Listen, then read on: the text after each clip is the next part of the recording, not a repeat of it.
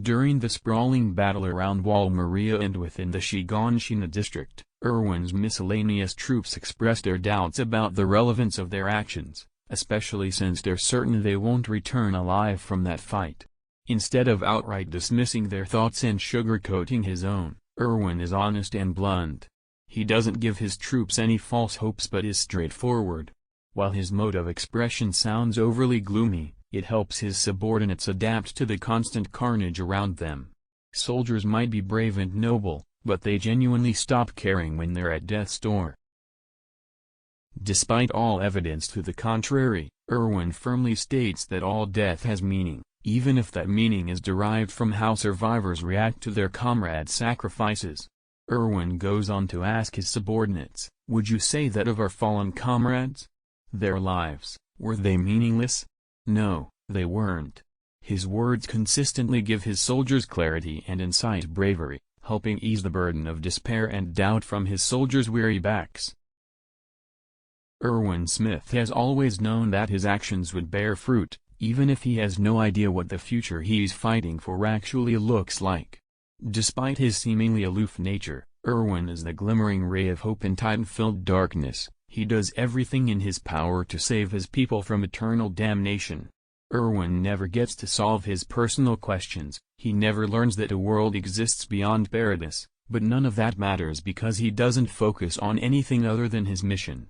Erwin's day comes long after he's dead, but the future is built upon his many sacrifices.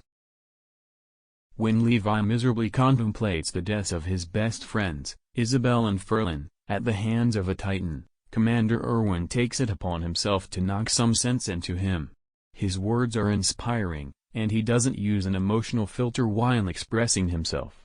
Erwin doesn't console Levi, he explains that a life filled with regret would negatively impact his future and that there is a time and place for mourning. Erwin adds, "Then all that's left for you is to die. Nobody can foretell the outcome. Each decision you make holds meaning only by affecting your next decision." Erwin's words were always a source of great motivation for his troops. In this particular scene, it was tragic to see him wallowed in self-doubt, confessing to Levi that, all those years, the only motivation for him was figuring out what was in Eren's basement. It was hard to see him fight the urge to have all of the answers. This line was especially heartbreaking because Erwin knew what he had to do. The weight in his voice made it clear that he had already made his decision. He proved he was selfless in the end by putting humanity first. Erwinsmith has always been curious about the walls, a personality trait inherited from his father. The government of Paradis had been rewriting history for a long time, and Erwin's dad was extremely close to finding the answer.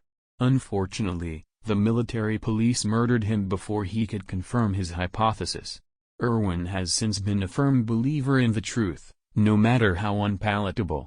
He realized that the walls were a metaphor for the Eldian people's ignorance. Once the walls crumble, the truth will inevitably show itself. Even when all hope was lost for Erwin, he still knew how to phrase his words poetically. In the perfect game, Erwin comes up with the perfect plan to take down the Beast Titan. However, he is aware that he has to risk his life and the lives of his new recruits to do so. In a brief moment of despair, he expresses his dismay over not being able to see what's in Eren's basement. However, he immediately realizes that he must continue fighting, particularly for his comrades who laid down their lives. Erwin realized that the battle was far from over. Erwin knew the importance of having Eren on his side. He wanted to make sure that his soldiers understood that too. That's why, just before the mission to save Eren, he told his troops that if there is any chance for humanity to prevail against the Titans, it's by having Eren on their side. He made his troops realize that rescuing Eren was the priority, not fighting the Titans. That said, Erwin had no idea what Eren would do to the world in the future. Erwinsmith was no stranger to the battlefield. He made every attempt to protect his soldiers, but he simultaneously had no problem with sacrificing them for the greater good. That said, a true leader isn't someone who's willing to throw away their subordinates' lives, but one who gladly joins them as they ride to certain death. Erwin ordered his soldiers to follow the path carved by their predecessors. More importantly, Erwin is confident that his successors would follow his example. This is perhaps the most iconic line that Erwin has said to his troops. As he charged heroically with his troops into an ill-fated battle, he used his words to motivate them and let them know that their death will not be in vain. Even when tormented by crippling fear, the scouts didn't disobey him. They respected and cherished Erwin too much to disobey a direct order.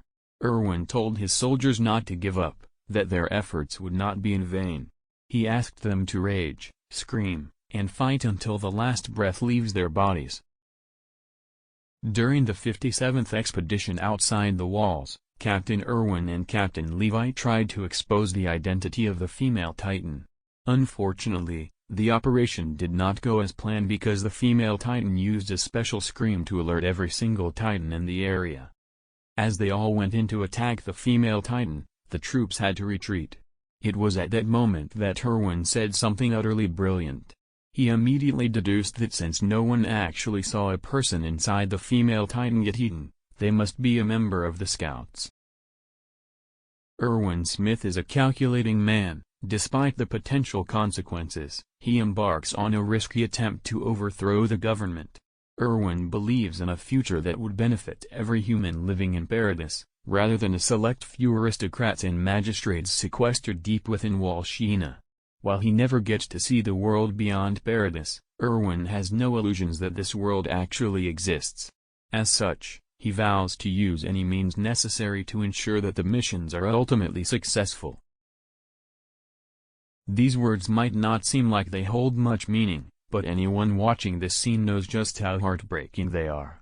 Erwin's last words were a question that he had asked his father a long time ago, and the answers led to the latter's death. Just as Levi was about to inject Erwin's arm with the serum, Erwin quickly pushed his hand aside and blurted out the same question, "Sir, how do you know for sure there's nobody on the other side of the walls?" Erwin doesn't consider Titans to be the real threat, because they're mindless beings driven by nothing more than animal instincts. On the contrary, he understands that humanity's worst enemies are humans themselves. Although some might call his philosophy misanthropic, Erwin's hunch is proven right on countless occasions. On the other hand, Erwin might be referring to spies and traitors when he makes this comment. This quote is Attack on Titan in a nutshell, as nobody in the fandom can decide who the real enemy is, Eren, Marley, the Shining Centipede, or something else entirely. Erwin knows that there is no future in which his people can reclaim these lands, which is why he orders his soldiers to recover Eren from the armored Titan. His troops are dumbfounded when a Titan suddenly snatches Erwin in its jaws. Most people would have been screaming and begging for their lives at this point, but the Scout Regiment's commander never loses sight of his goal, even when he's literally being eaten alive. Erwin continues barking orders from the Titan's mouth, proving once and for all that he's the only man capable of leading Paradis to victory.